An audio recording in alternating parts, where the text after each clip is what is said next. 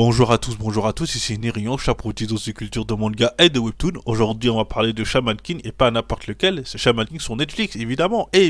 Bon, ça va être très simple aujourd'hui.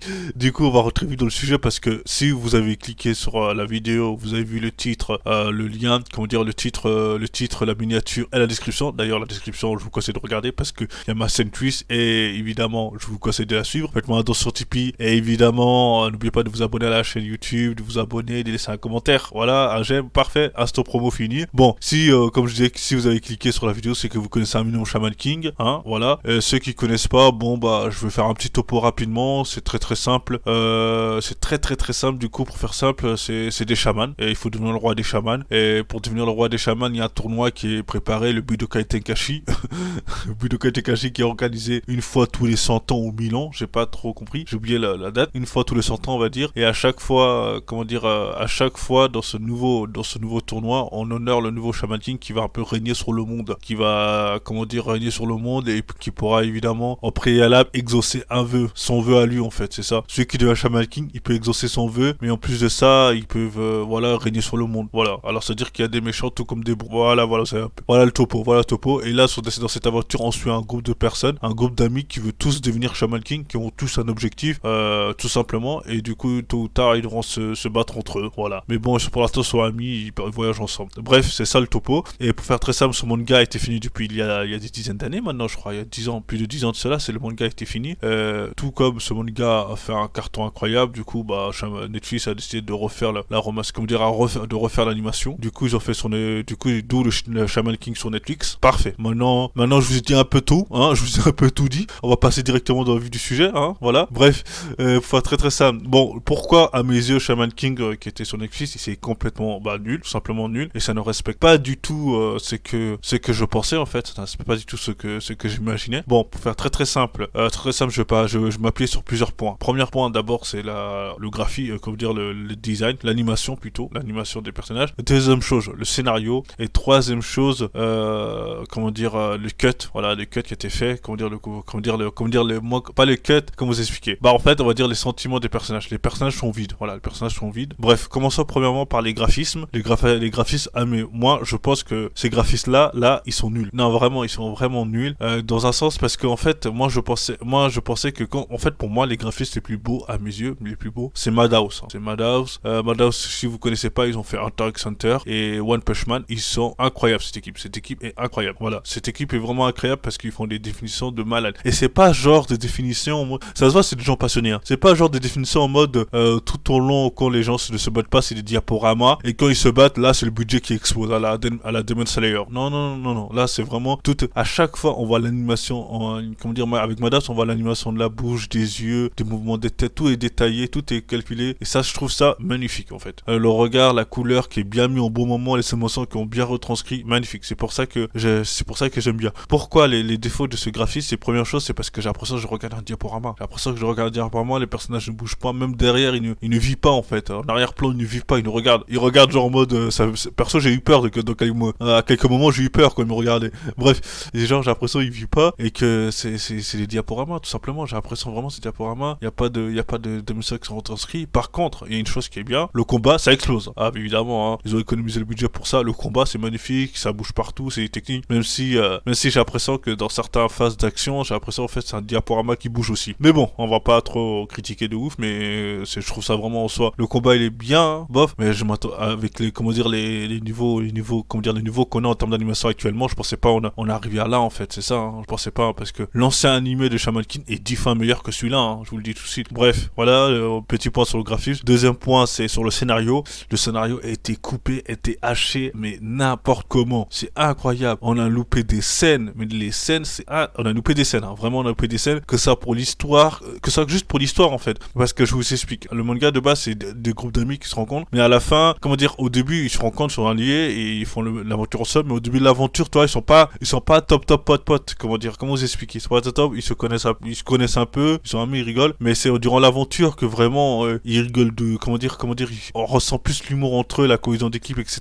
Et dans certains moments, je me souviens de certaines scènes, c'est qu'on les voit même pas dans l'animé, on les voit même pas malheureusement dans l'animé, et c'est un peu triste en fait, parce qu'on enlève ces parties-là, et je comprends ce qu'ils veulent faire, ils veulent prendre seulement, c'est ça la méthode de remasterisation. C'est genre en mode de prendre tout ce qui est juste important pour le scénario et le reste on s'en fiche. Mais je suis désolé, le côté humour, le côté recherche, le côté tristesse, tout ça, même si ça, entre guillemets, ça avait rien à voir avec le scénario, ça donnait un peu de comment dire, de l'image au personnage, comment dire, des sentiments au personnage, une sorte d'histoire au personnage, etc.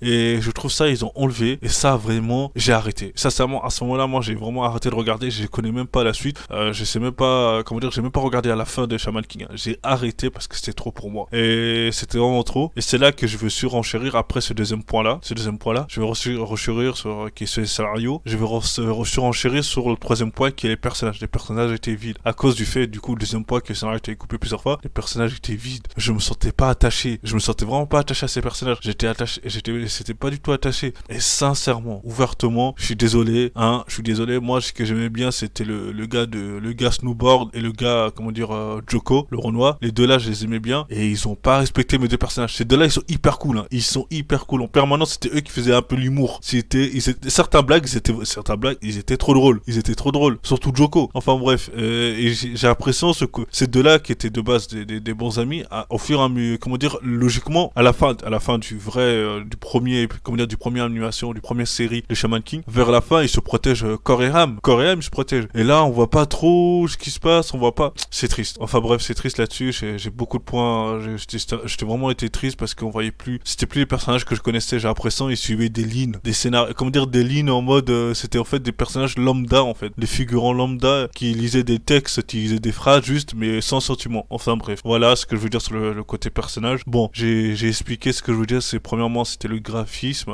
comment dire, l'animation. Deuxième chose, c'était les scénarios. Ensuite, les personnages. Voilà, c'était les trois points que je voulais parler là-dessus. Et pourquoi c'était la question du coup. Pourquoi le Shaman King pour moi c'est devenu nul. L'animation Shaman King sur Netflix c'est nul tout simplement. Et Netflix fait beaucoup de choses. C'est surtout certains animés c'est magnifique. Par contre Baki là, magnifique l'animé. L'animé de Baki c'est magnifique. C'est vraiment magnifique et je kiffe. Je kiffe mais de ouf. C'est magnifique. Mais par contre Shaman King, ah là là là là, c'est mauvais. C'est mauvais. D'ailleurs, en plus de ça, en fait de base, Shaman King, la première série, je parle pas de la deuxième qui est Netflix, hein, la première série ne respectait même pas le manga. Hein. Alors imaginez déjà Netflix qui s'inspire sûrement de la première série de Shaman. C'est sûr que ça s'inspire de la première série. Ça se voit que c'est inspiré de la première série de Shaman King. Peut-être je me trompe, mais il y a des grosses chances. Mais dans tous les cas, on voit très bien que en fait, Shaman King n'a pas, le deuxième Shaman King Netflix c'est pas inspiré un peu du manga. Je trouvais ça un peu triste en fait. Voilà. Pourquoi je trouvais ça triste? Parce que je me suis dit quand Netflix avait pris Shaman King, je me suis dit oh lolo, ça va être comme Baki, ils vont faire du sale, c'est magnifique, j'ai hâte. Et là, parce que moi, ce que je m'attendais en fait, parce que j'étais un peu déçu de la première série de Shaman King. Pourquoi? La seule chose que j'étais déçu, c'était parce qu'il parlait pas tout le manga en fait. Il parlait pas du manga en fait. Il y a certains points qu'ils ont enlevés du manga qui étaient très très importants, hein. Surtout dans le développement du personnage de Joko et de comment il s'appelle, de Joko et de Ren, c'était vraiment très important. Parce que dans le manga, pour faire très très simple, Joko, le Renoir, c'est le plus fort de tous parce qu'il a fait des trucs. Je pense que les vrais le savent, hein, ceux qui regardent le manga. Il a fait des trucs, c'était lui le plus fort. Tellement il était fort, genre Yao, je sais plus c'était quoi. Yao, le frère jumeau, le frère jumeau trop stylé de Yo là, il voulait d'abord massacrer Joko, ensuite s'occuper des autres parce qu'il était trop fort Joko. Enfin bref, et ça, c'est dommage qu'ils n'ont pas pris en compte. Ils ont pas pris en compte ça et surtout, c'est que ils ont pas respecté l'histoire de Ren. Voilà, c'est juste ça. Je m'aventure, mais je veux dire la première série, juste il loupait quelques mangas et quelques passages du manga qui étaient vraiment très très importants. Et du coup, Netflix s'est inspiré de la première série de Shaman King, d'où elle s'est pas du tout inspirée. Elle a loupé des parties du manga. Voilà ce que ça fait. Résultat, le Shaman King Netflix, elle a beaucoup d'histoires, beaucoup de passages d'histoire ont été enlevés. Voilà. En soi, voilà pourquoi moi je n'ai pas trop aimé. Voici les trois choses que j'avais dit. L'animation, scénario et personnage. J'espère que vous pensez pareil que moi, ou peut-être vous pensez différemment. Dans tous les cas, j'ai hâte de regarder vos commentaires et de les lire, et de commenter évidemment, d'essayer de répondre à tous vos commentaires.